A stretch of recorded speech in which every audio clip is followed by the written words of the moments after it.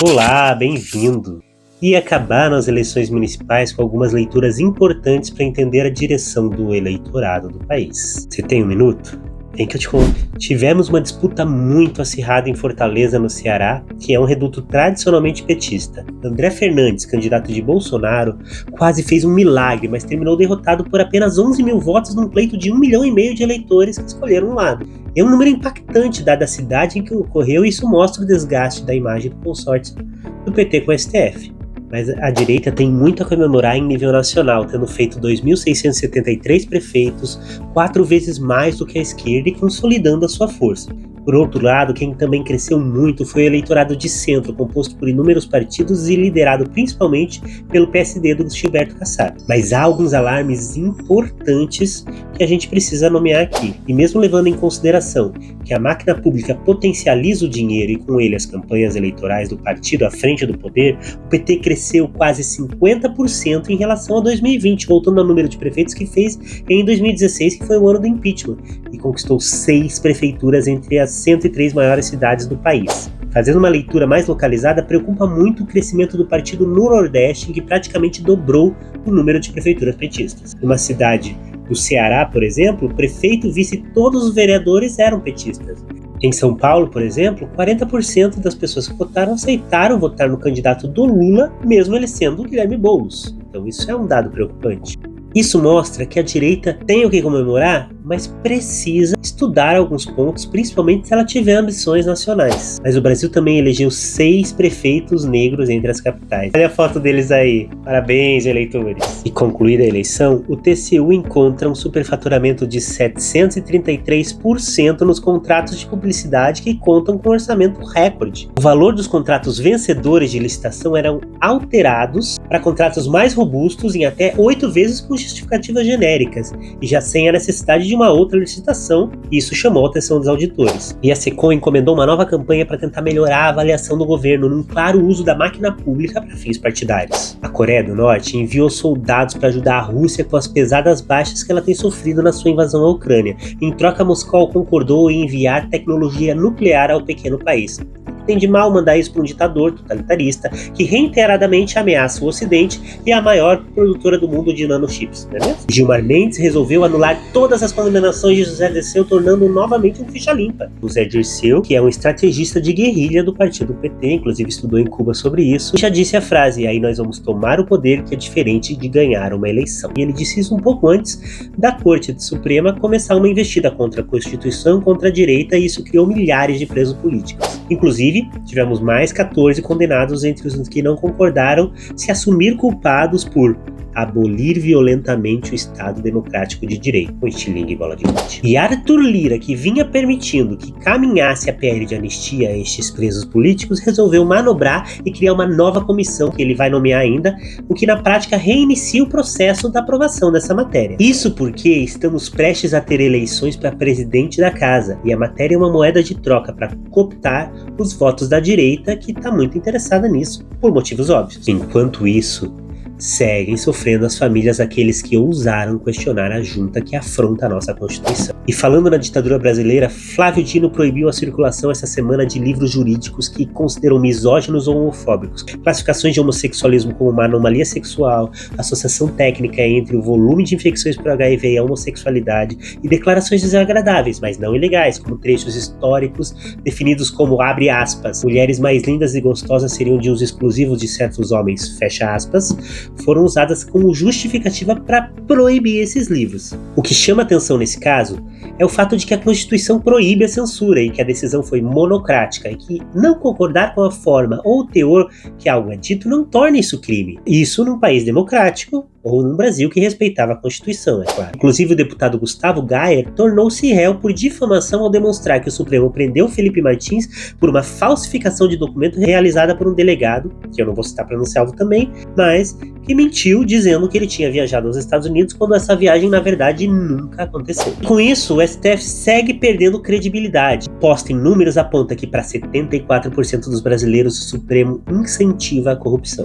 E também mandou recado à junta essa semana foi a Gleisi Hoffmann, que afirmou que, abre aspas, a esquerda vai continuar sendo massacrada nas redes se não regularmos as redes sociais. Fecha aspas. Isso num claro apontamento de que a liberdade é um empecilho aos planos de poder do consórcio. E atendendo ao pedido dela, o Brasil estuda enviar combustível e ajuda para Cuba na forma de dinheiro e comida. Enquanto isso, 1.800 pessoas ainda estão em abrigos no Rio Grande do Sul, isso sem contar os que seguem morando na rua. E o dinheiro prometido na coletiva do Lula lá com o governador nunca chegou. Com a ajuda das proibições de operações policiais, o crime segue ganhando força a ponto de colocar a polícia do Rio de Janeiro para correr essa semana. E o PCC criou até um banco paralelo para financiar políticos que os protegem do crime organizado e já movimentou 8 bilhões de reais nesse banco. Para tentar ajudar a população que não consegue comprar livros, o Senado cria um projeto que fixa o preço dos livros por um ano partindo do seu lançamento. Essa é uma importante medida quando você quer encarecer o preço dos livros recém-lançados, né?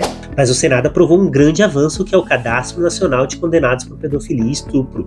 Ponto pro Senado. Na Câmara, a CCJ diz que presos devem deixar amostras de DNA em saída de progressão de pena. Ainda pende algumas aprovações, mas já é um grande avanço no combate ao crime. E a Câmara tem tentado fazer o seu papel. Deputados querem ouvir o ministro da Justiça sobre a perseguição aos parlamentares da Casa. Esse Ministério da Justiça que enfrenta acusações de assédio moral em mais um escândalo do governo. E o governo decidiu comprar uma briga com os estudantes ao enviar um projeto que proíbe celulares e dispositivos de gravação em salas de aula, muitas vezes a única ferramenta que um aluno tem para denunciar o seu professor contra abusos.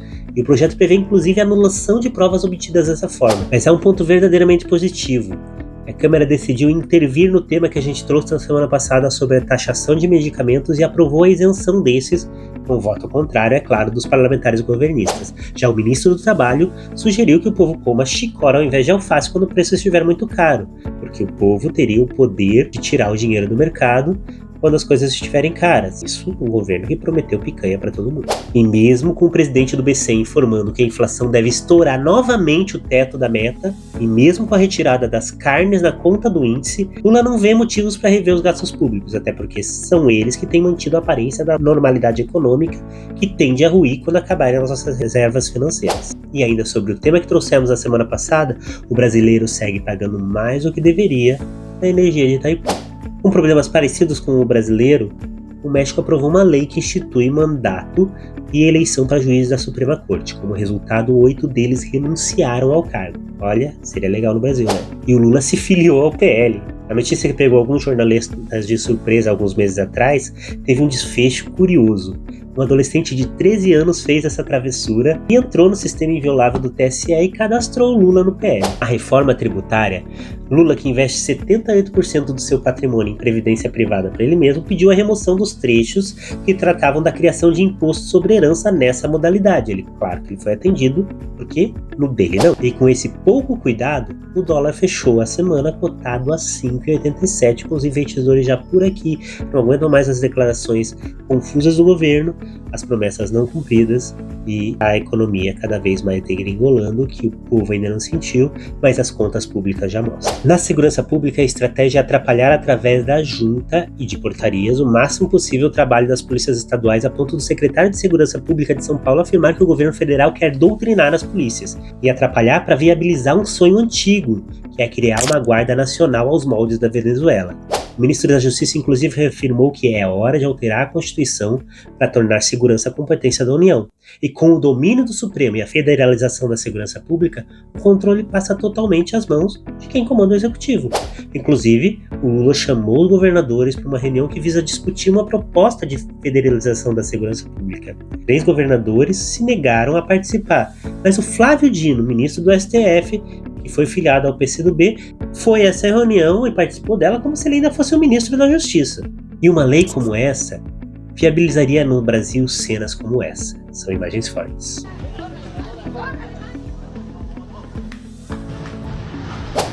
Enquanto isso, os desembargadores acusados de vender sentenças seguem sem tornozeleira eletrônica. E a denúncia se acentua à medida que surgem novos nomes e um lobista afirmou inclusive que levava prontas as decisões compradas para que fossem assinadas pelo desembargador.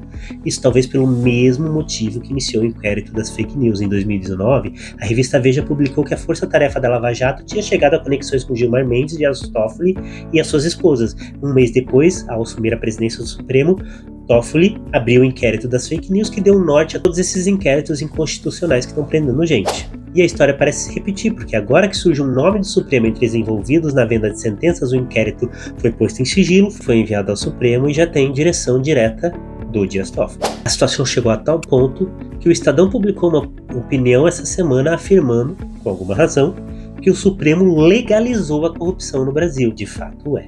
Não à toa, operações de combate à corrupção despencaram após Lula assumir a cadeira presidencial. E as relações da Venezuela com o Brasil ficam cada vez piores, mesmo com o petismo, à medida que a vice de Maduro afirma que o veto do Brasil à entrada do seu país nos BRICS se deve à inveja. A Venezuela também rompeu de relações diplomáticas e a polícia daquele país postou em sua rede social que quem mexe com a Venezuela se dá mal.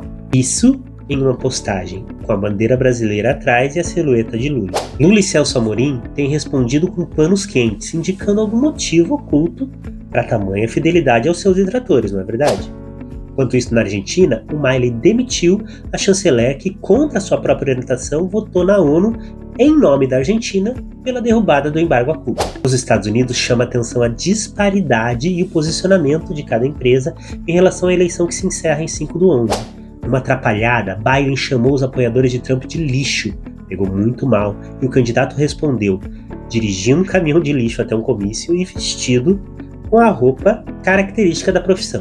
Pegou mal também a descoberta de que o Sleep Giants, uma organização de terrorismo digital que ataca fontes de rendas de empresas que não aderem à agenda progressista, massacrando com inúmeros e-mails, inúmeras pontuações a ponto das empresas desistirem de financiar qualquer projeto ou de ter qualquer relação com essas empresas que não aderiram à cultura woke, era financiado diretamente pelo próprio governo dos Estados Unidos aqui no Brasil. Não à toa, antes dessa organização nem existia por aqui. A Boeing é a quinta gigante a se desfazer do seu setor de diversidade. A decisão acompanha um movimento da Ford, da Tractor Supply, da John Deere, da Harley Davidson e da Brown-Forman, que é proprietária do Jack Daniels. Elas também reavaliaram e encerraram seus programas de diversidade recentemente.